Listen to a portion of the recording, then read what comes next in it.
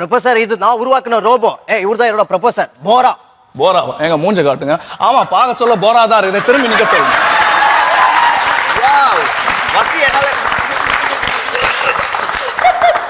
வசி என்னால நம்பவே முடியல. போரா தான் இருக்கு.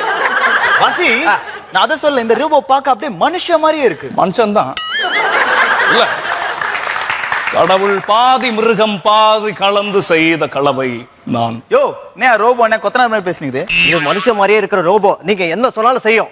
நீங்க இந்த செட்ல யார் மேல வேணா நடிச்சு காட்ட சொல்லுங்க, இவன் நடிச்சு காட்டுவான். சூப்பர் ரோபோ, அப்ப நீ மைனா மாதிரி நடிச்சு காட்டு. முதல்ல மைனாவை நல்லா நடிக்க சொல்லுங்க.